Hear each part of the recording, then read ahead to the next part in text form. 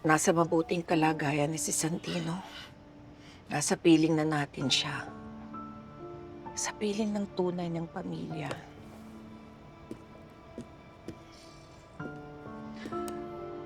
Pinatay na ni Cora ang anak namin. Pagpapayaran niya ang ginawa niya. Pagpapayaran ni Rigor ang ginawa niya. Pagbabayaran lahat ni Rigor ang mga kasalanan niya. At ang pinakamabigat ay ang pagpatay niya sa sarili niyang anak. Si Tanggol. Kailangan tawagan natin si Tanggol. Kailangan malaman niya na dito na ang kapatid niya. Naku, friend, paano kung pumunta si Rigor? Tiyak mag-face off sila ni Tanggol. Roda, karapatan ni Tanggol na makita man lang si Santino bago natin siya ilibing. Mahal na mahal ni Tanggol si Santino. At hindi man ako ayaw na dumalaw siya. Hindi ko ipagkakait na magpaalam siya sa kanyang kapatid. Kung pwede humingi ng tulong. Sige. Joel, nagpadagdag ka ng tanod. Sarado niyo yung kalsada, sarado niyo lahat ng bintana. Huwag na huwag niyong papapasukin yung tarantado Rigor na yan. Oto niyo. Oh. Papuntahin mo lahat ng kasama natin sa rally. Pupunin natin ang bisita ng bahay. Tatago natin si Tanggol. Opo. Sige, lakad. Maraming salamat ko. Walang naman tinding. Tsaka, Marites. Pakisabihan si Tanggol, doon na lang dumaan sa likod. Para wala makakita sa kanya, ha? Salamat ko.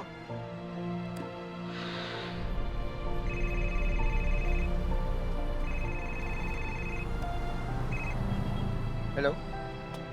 Hello, Enteng. Alintes. Pwede ko ba makausap si Tanggol? Sandali lang po.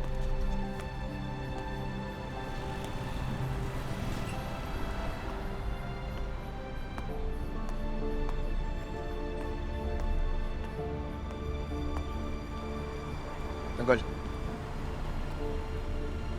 Sa Alintes.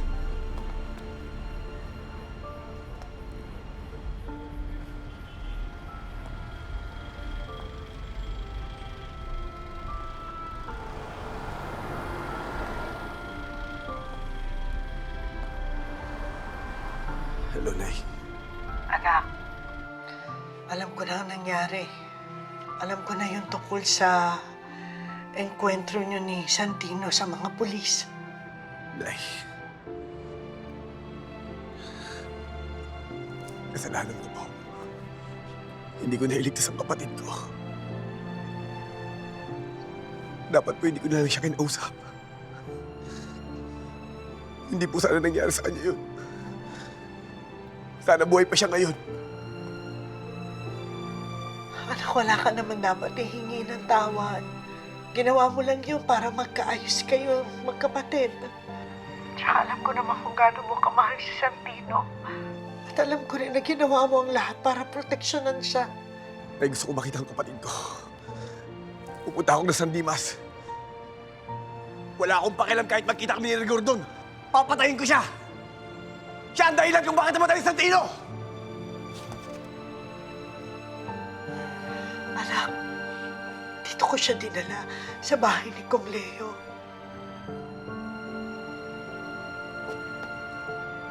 Ano po ibig sabihin?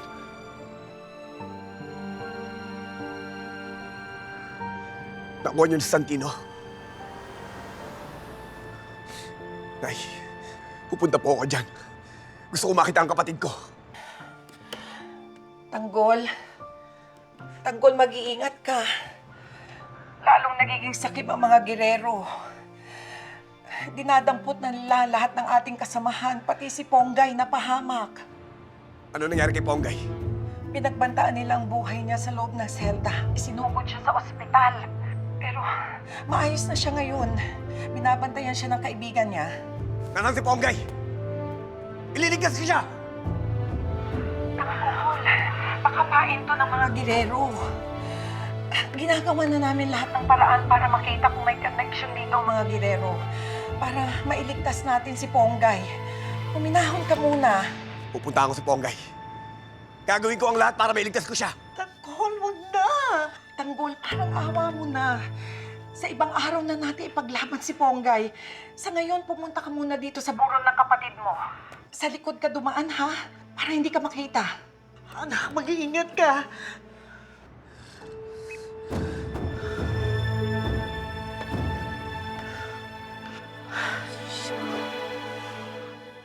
Tagol. Tagol. Anong sabi? Nakuha na daw Nanay Santino. Nandun daw siya ngayon sa bahay ni Congressman Mojica. May isa pa tayong problema, Teng. May nagtangka sa buhay ni Ponggay at gusto siyang patayin. Kinakailangan natin siyang iligtas. Sitwasyon natin ngayon, pag nilusog natin ang presinto, parang inahin natin ang sarili natin sa mga leon. Papa, nasira ang buhay ni Ponggay nang dahil sa akin. Kaya kinakailangan ko siyang iligtas.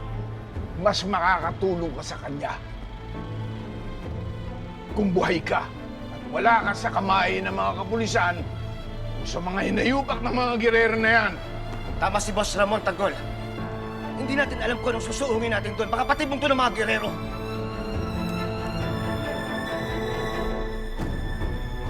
Agol, magkapang at palaban, kaibigan mo si Ponggay. Natin siyang alalahanin. Ang importante ngayon, pupunta tayo sa burol ni Santino. Magbigay galang tayo sa kapatid mo sa huling pagkakataon.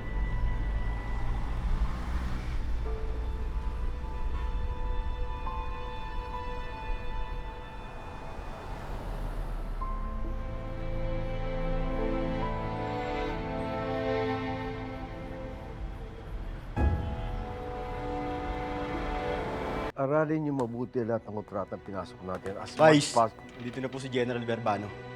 Tawagan ko ulit. Pasok na.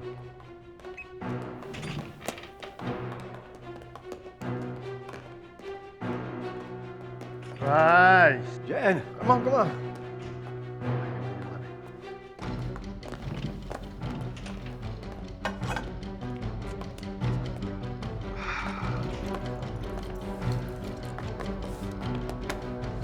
Kumusta na? Well, tuloy-tuloy ang crackdown natin tungkol doon sa mga agresibong rallyista. Very good. Huwag kang mag-alala. Hindi ako tumitigil sa paglikom ng intel para mahuli na sila. Greatly appreciated. Sipag mga bata mo, ha? Dali. Oh, meron akong konti para sa tropa.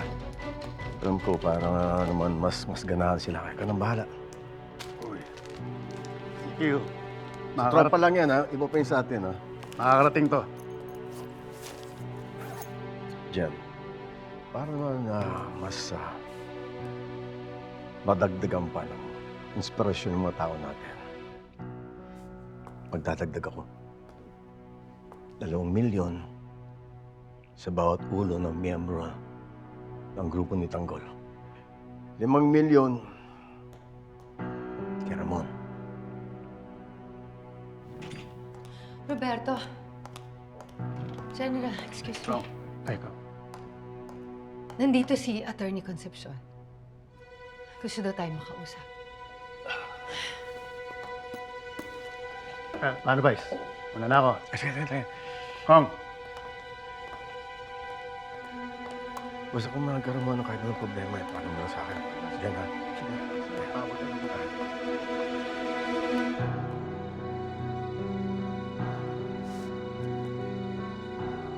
Excuses! Di ba binabayaran ka namin para protekta ng pamilya? Then what the hell are you trying to say, attorney? pasensya na, Mayor. Bigil dito! Ano nangyayari? Vice, naghahanda na po tayo ng motion for reconsideration para sa resulta ng recount. Pero mukhang malabo ito. Bakit? Dahil siguradong malaking factor ang ginawang pagsugod ni Mayor Miguelito sa NEC at kay Commissioner Medina. Tignan mo nga yung ginawa mo. Hindi dapat ganitong Hindi dapat ganitong malaking problema to eh. Paano mo lulusutang ngayon yan? Kuya, I had no choice. Ilalagdag na tayo ng commissioner, di ba? No choice? Pinaputokan mo sa harap ng maraming tao? That's a stupid choice! Tama na! Tama na! Roberto, mag-isip na lang tayo ng remedyo. Paano ba natin naayusin to? Pwede tayo mag-file ng TRO. Supreme Court. Sige po, Vice. Para kahit bumaba na ang hatol ng recount, hindi kayo mapapaalis agad-agad sa pwesto. At pwede tayong gumawa ng susunod na legal na hakbang para mabaligtad ang resulta ng recount. Gawin natin ang lahat para hindi magaw sa atin ang City Hall. Yes, Vice. We're doomed. What are we gonna do? Kuya, what the hell are we gonna do? Hindi tayo bababa sa pwesto. Hindi desisyon ng NEC ang magpapaalis sa atin dito sa City Hall. Di ba, Roberto? Time is against us. Kailangan mag-delay tayo. Mag-delay tayo habang hinihintay natin ang paglabas ng TRO. At now, wala tayong choice. Kailangan natin magbarakada. Para rin to sa mga realistang may question sa ating pamamalakad. If this is our only way para hindi magkaroon ng turnover, yun ang gagawin natin, Kuya. Pero kung kailangan natin ng mas drastic na paraan para protekta ng City Hall, hindi na ako magdadalawang isip, Kuya. You can't control me anymore. Yun ang gagawin ko.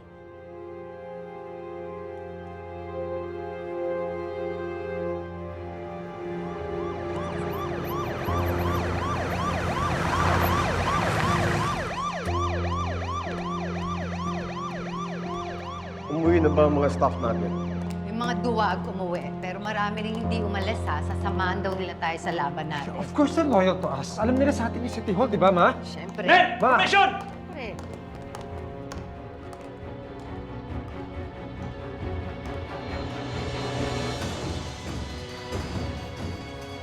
Alam niyo na siguro na meron tayong sitwasyon na kinakailangan natin harapin. At kailangan natin protektahan ang City Hall. Maglagay ng mga barakada sa mga entrada na pinipasukin para hindi makapasok ang mga realista at lahat ng gustong manggulo. Kailangan natin protektahan at ipagtanggol ang katotohanan. Men! Move!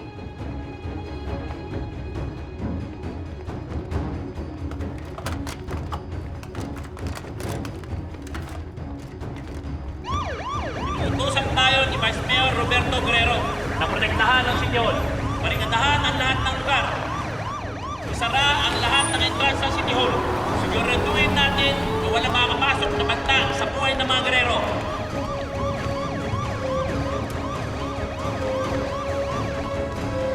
Sani.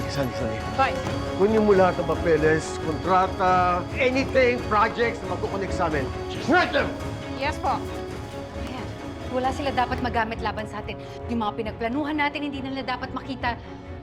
Dapat magsimula sila sa wala.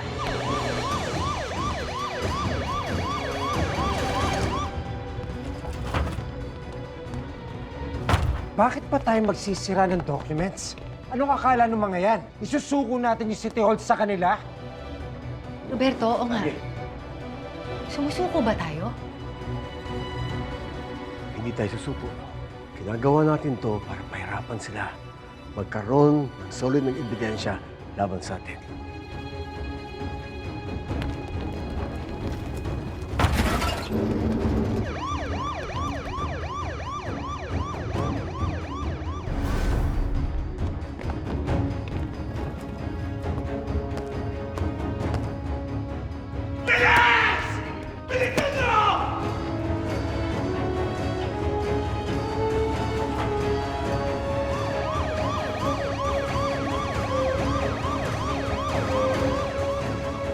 Kahit kailan, hindi nila masisira ang mga Guerrero.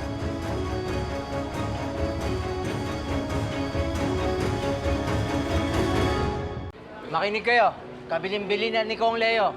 Huwag niyong papapasukin si Rigor, hindi magiba. Naintindihan niyo? Let's go! Nandyan na si Rigor. Tara, bilisan niyo. Harangan natin.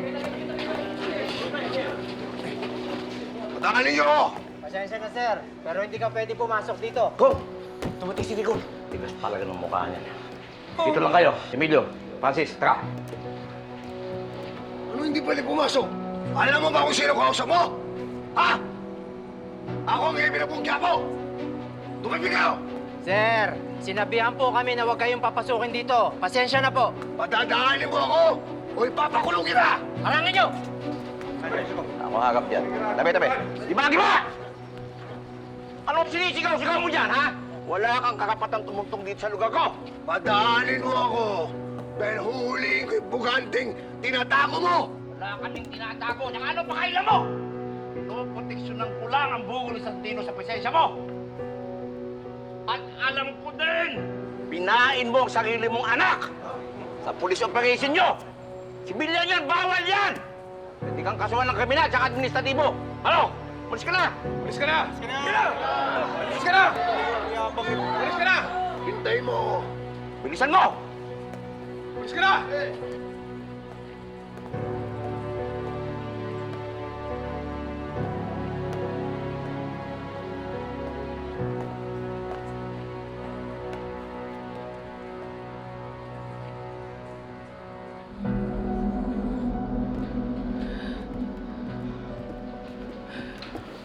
Paalis ko na si Rigor.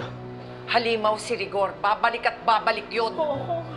Kaya kailangan makarating na agad si Tanggol bago makabalik si Rigor. Pag nagpang-abot dito yan, sigurado magkakagulo.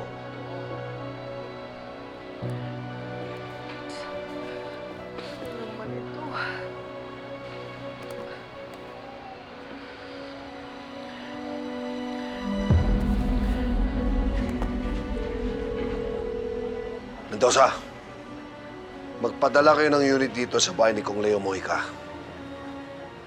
Bilisan nyo. Uhulihin natin si Tanggol.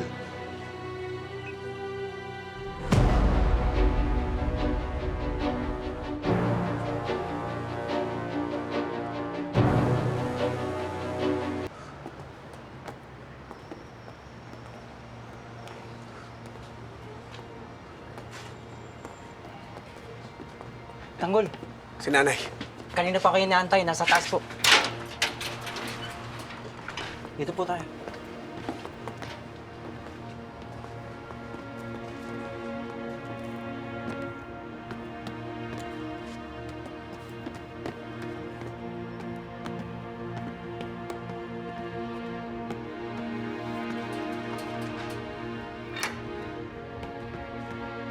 Kong, nandiyan si Tanggol.